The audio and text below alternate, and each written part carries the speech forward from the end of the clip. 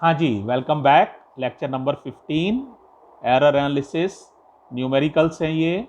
और 9th question पूछा है एक बच्चे ने, दोनों पार्ट पूछे हैं, फर्स्ट और सेकंड, तो मैं दोनों ही पार्ट कर रहा हूँ, बड़े ही आसान है। देखो बेटे, इसका और इसका मल्टीप्लाई करना तो 1 मिनट का काम है, आप लोग कर लोगे। तो मल्टीप्लाई करोगे यदि तो आ जाएगा ये 23.199 इंटू 10⁻⁻²। फिर वही बात आती है, क्या ये आंसर करेक्ट है या ये करेक्ट नहीं है। तो मेरा जवाब है मैथमेटिकली करेक्ट हो सकता है भाई साहब, पर फिजिक्स के पॉइंट ऑफ व्यू से, सिग्निफिकेंट फिगर्स के पॉइंट ऑफ व्यू से ये करेक्ट नहीं है। अब आप बताओ रूल क्या होता है।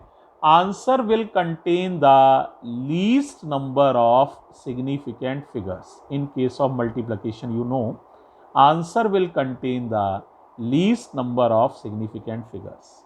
यहां सिग्निफिकेंट फिगर्स कितने हैं? 2। यहां कितने हैं? 3। तो आंसर में कम वाले होंगे, यानी 2 ही होंगे, यानी आंसर में सिर्फ ये 2 रह सकते हैं। तो राउंड ऑफ करो, इस 9 को हटाएंगे तो यहाँ पर 19 में एक बढ़ जाएगा, 20 हो जाएगा, तो 23.20। अब इस 0 को भी हटा देंगे तो 2 बचेगा, 2 को भी हटा देंगे तो कुछ नहीं बचेगा। तो बताओ हमारे पास कितना बचेगा? 23 इंटू 10⁻⁻²।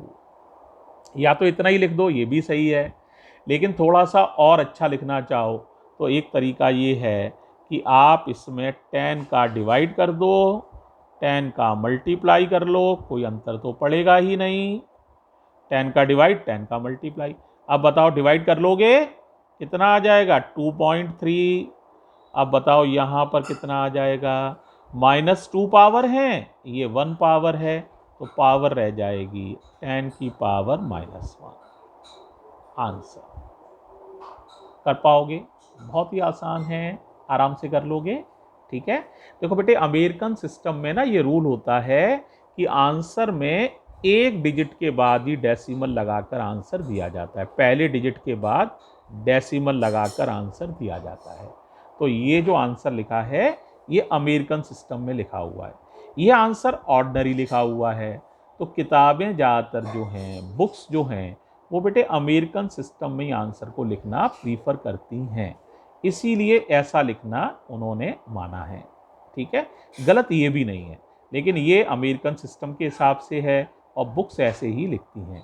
तो आप भी इसी सिस्टम को ओबे कर सकते हैं। ठीक है, रूल क्या है कि फर्स्ट डिजिट के बाद डेसिमल लगाओ। ठीक है, पहला डिजिट छोड़ के डेसिमल लगाओ, फिर बाकी चीज़ें ऐसे लिखो और बाकी चीज़ें पावर्स के रूप में लिखो। एक और कर रहे हैं, जरा देखो।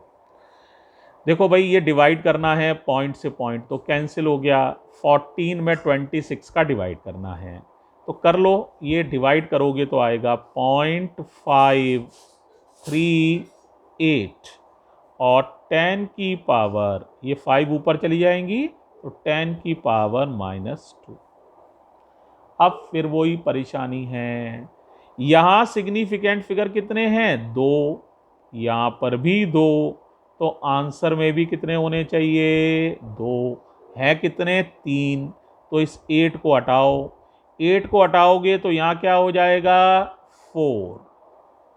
ठीक है, 5 से बड़ा हटाते हैं तो अगले डिजिट में 1 ऐड हो जाता है, तो ये हो जाएगा 0.54 इंटू 10⁻⁻²। वैसे तो ये आंसर सही है, लेकिन कोई बच्चा कहे सर क्या ये अमेरिकन सिस्टम में है, तो मैं कहूँगा नहीं भाई, अमेरिकन सिस्टम में तो नहीं है। अमेरिकन सिस्टम में डेसिमल यहाँ होनी चाहिए। यहाँ कैसे आ सकती है? 10 का मल्टीप्लाई कर लो, और 10 का ही जितने का मल्टीप्लाई करो उतने का डिवाइड। अब इन दोनों का मल्टीप्लाई तो आसानी से कर लोगे, 5.4 आ जाएगा। हाँ जी, अमेरिकन सिस्टम है, एक डिजिट डेसिमल, बाकी पावर्स होनी चाहिए। ये ऊपर जाएगा तो 10⁻⁻2, और ये 1 ऊपर -1, तो 10⁻⁻3। ये आंसर हो जाएगा। पहले बताओ यहाँ तक क्लियर हो रहा है बच्चों? तो ये क्वेश्चन नंबर 9 है, इसको आप आसानी से समझ सकते हो। ठीक है बेटे, और भी कोई डाउट हो तो वो आप पूछ लीजिए आज। ठीक है, थैंक यू बेटे।